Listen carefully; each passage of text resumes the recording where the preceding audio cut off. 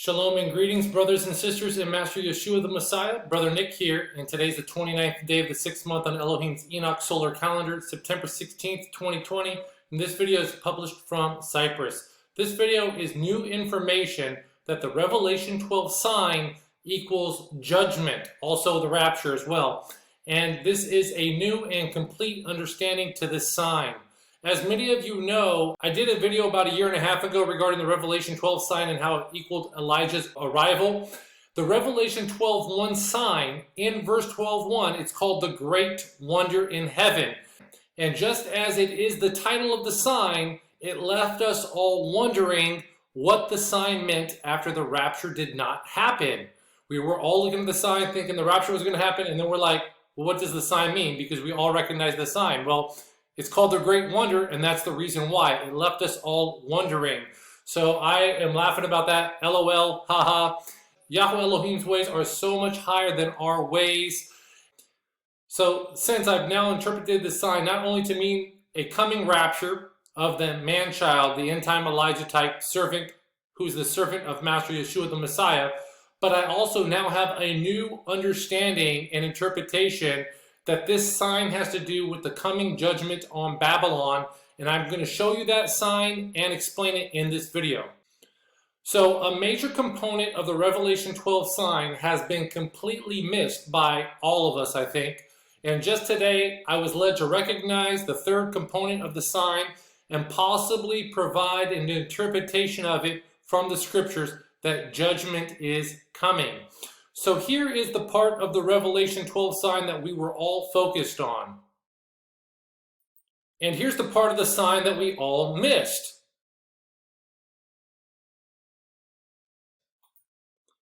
So here is the full sign on that day. We have the woman clothed with the sun, with the moon under her feet, with the crown of 12 stars above her head, travailing with child and pained to be delivered. This is the Revelation 12:1 sign. This is the complete sign. And like I said, we missed this part of the sign. On September 23rd at sunset, the moon was at the feet right here, not under the feet as the verse says. And this is in Jerusalem. As you can see in the bottom left, this is at sunset on September 23rd. The moon's at the feet in Jerusalem. The verse says under the feet, and that word first is Strong's G5270. So the Greek word of 5270, hypokato, and it means under or underneath. So, and there appeared a great wonder in heaven, a woman clothed with the sun and the moon under her feet, and upon her head a crown of 12 stars, and she cried, travailing in birth and pained to be delivered. So the moon has to be under the feet. And again, on September 23rd in Jerusalem, it was at the feet, not under. To be fair, New York City on September 23rd saw this at sunset. And one could argue that the moon is under the feet here, but during the majority of the daytime, because the moon was out during the daytime because it was so close to the sun, it wasn't under her feet for the majority of the daytime.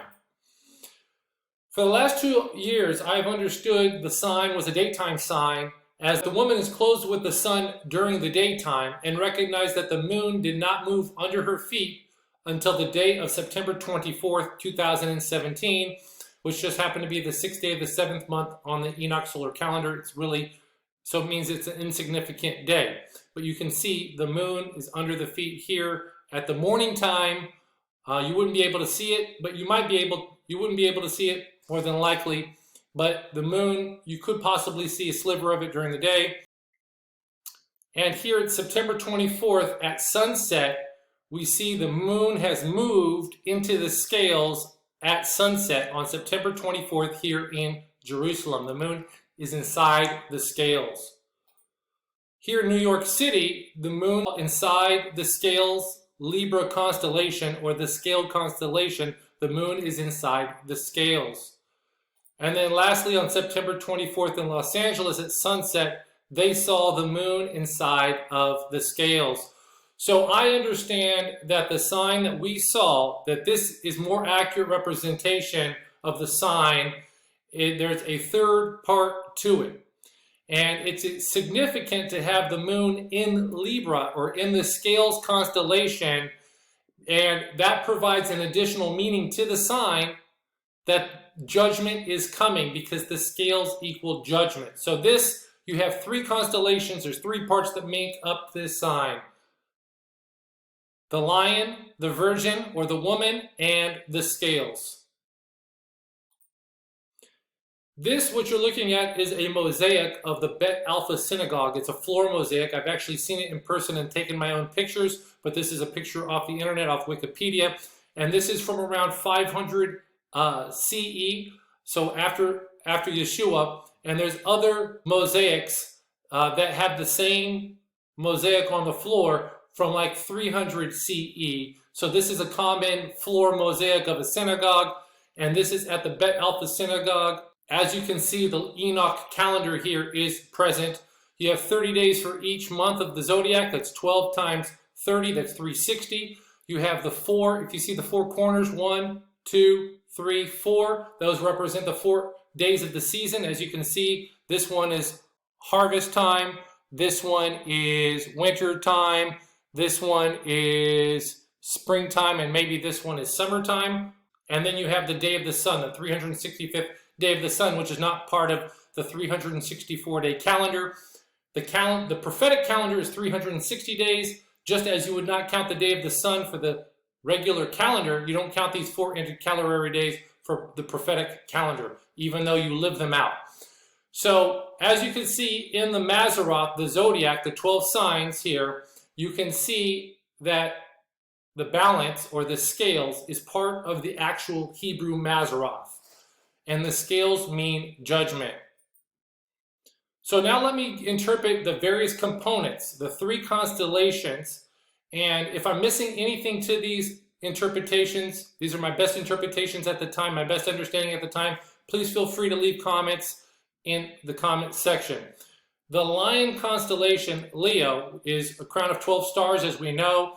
9 stars in Leo plus Venus, Mars, and Mercury, equaling a crown of 12 stars.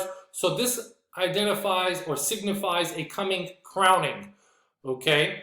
We have the Lion of the tribe of Judah, the root of David, in Revelation chapter 5:5, who opens the seals. So that's another significance of this sign, is that the seals could be opening. Also, another interpretation of this sign is we have the bottom star Regulus here, which is a royal star, and it is the scepter between the feet of the lion, the royal scepter star. And the scepter is prophesied to depart from Judah when Shiloh, the messenger, the end-time Elijah type, comes, who's going to be an Ephraimite. And that means that the dominion is going to leave from Judah and given to Ephraim. Remember, Ephraim has the birthright.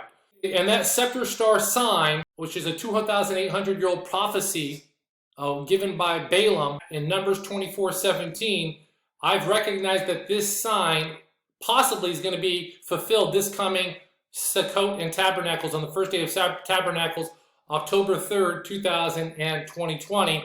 The sign is going to appear possibly. If you haven't seen this video, please go down to the description box and click the link on this video, and then watch the rest of this video that you're watching, because this is a very important sign that's coming up.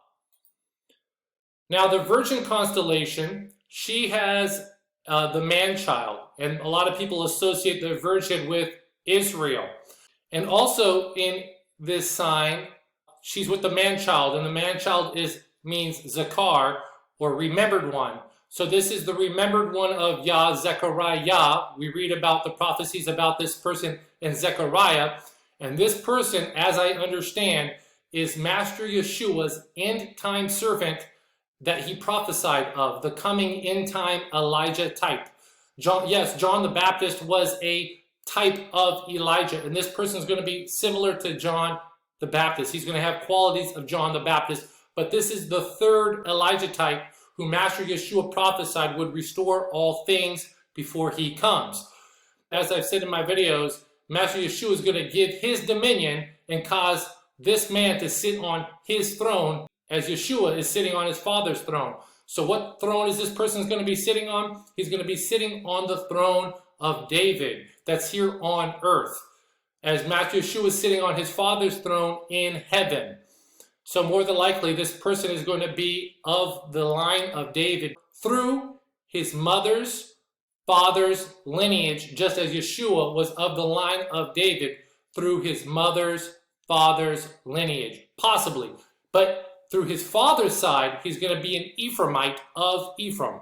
That person is going to be raptured to the throne, and King Yeshua is going to give him his dominion, and this person is going to rule as a co-regent or as a visor here on the earth, a small type Messiah. As Master Yeshua is Elohim in the flesh, this person is not. This person is a sinner. This person is a man. This person is redeemed by the blood of the Lamb, and this person is going to rule as a co-regent or as a visor. So Daniel became third in the kingdom of Babylonians, and I think he was made second in the kingdom of Persia, possibly, and Joseph was made second in the kingdom only to Pharaoh. This person is going to be made second in the kingdom as a co-regent, possibly. This is how I understand it, a visor who's going to rule as the prince, the millennial reign prince that we read about in Ezekiel chapters 40 through 48.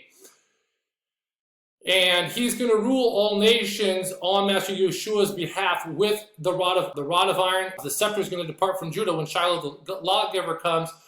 And that means that the scepter, I understand this to be the rod of iron, which is the 144,000 Israelites that we read about in Revelation chapter 14.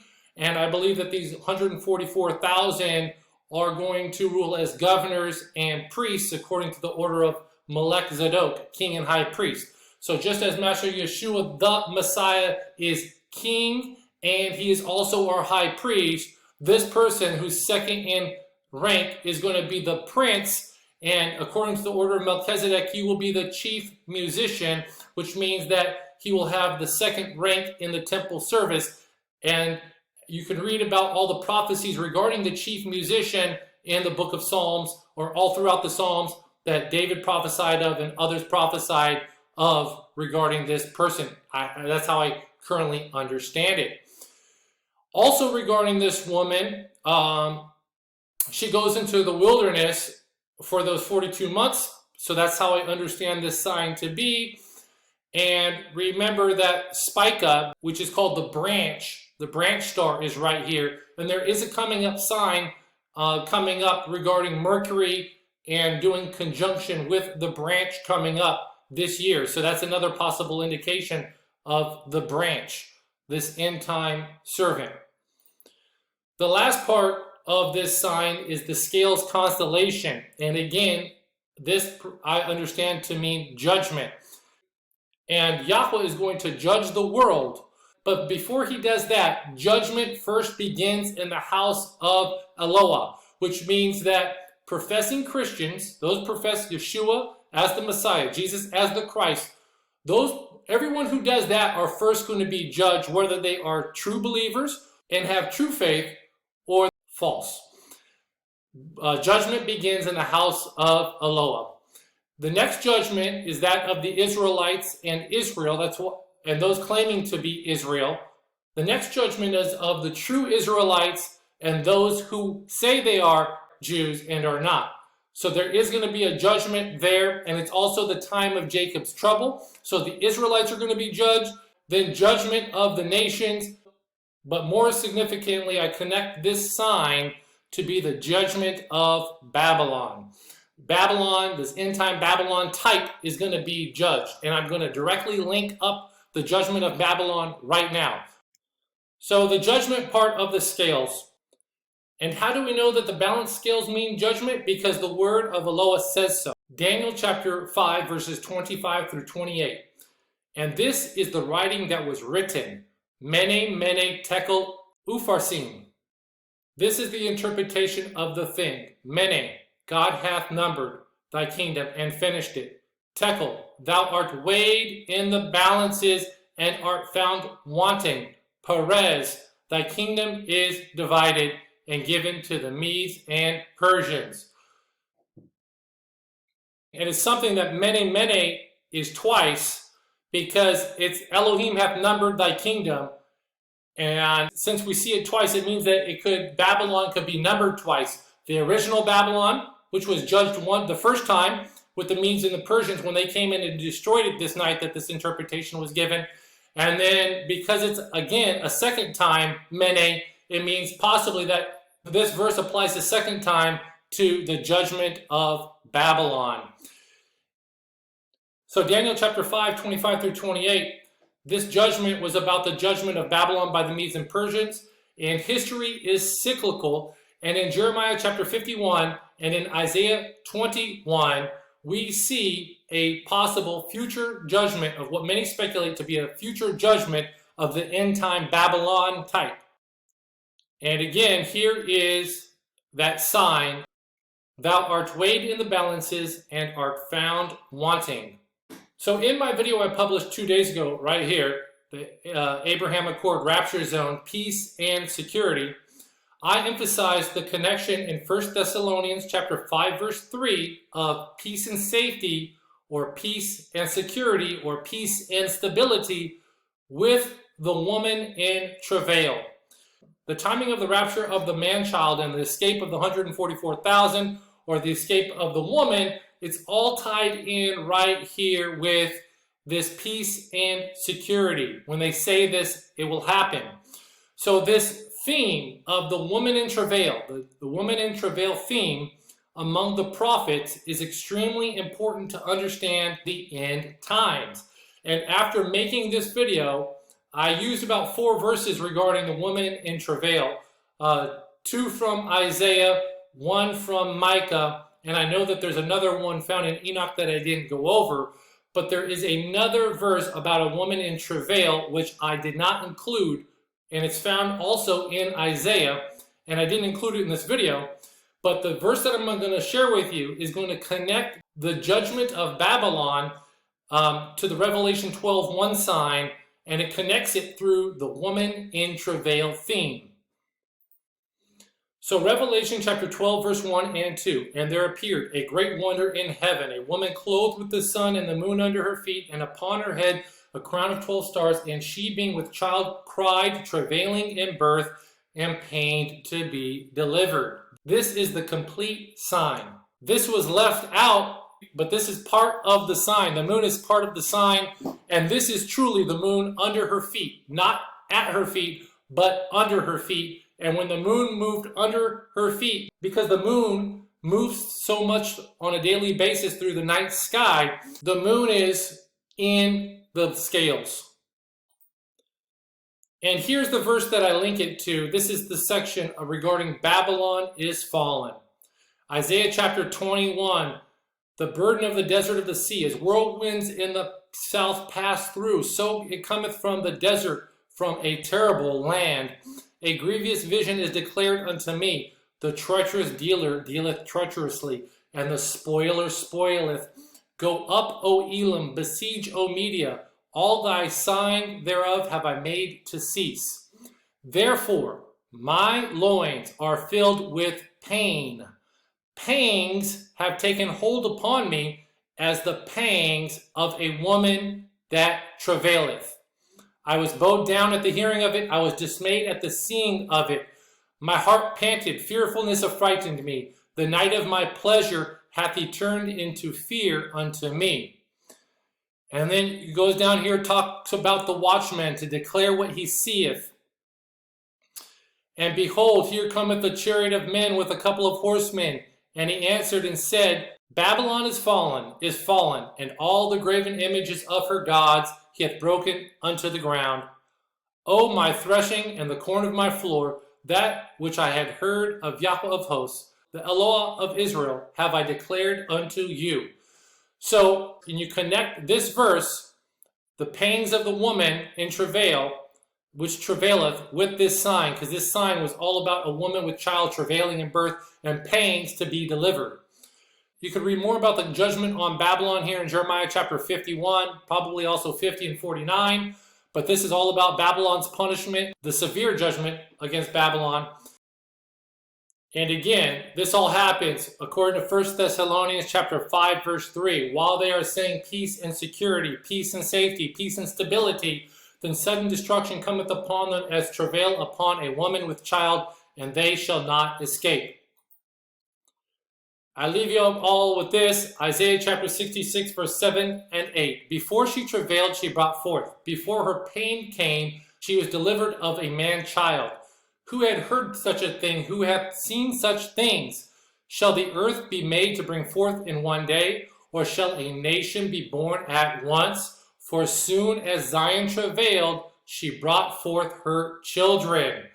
So again, as I explained in my previous video, there is a man-child is delivered before her pain, but as soon as she brought forth her children, but as soon as she travailed, she brought forth her children. Looks like there could be multiple events happening around this when this event happens. I don't have a full understanding. Get that done. So hopefully you're blessed by this video, and I'm signing off. And shalom to all my brothers and sisters out there who keep the commandments of Elohim, who guard the 10 commandments, who are guarding the Sabbath, and have the testimony of Master Yeshua the Messiah. Shalom to you, my brothers and sisters. Shalom.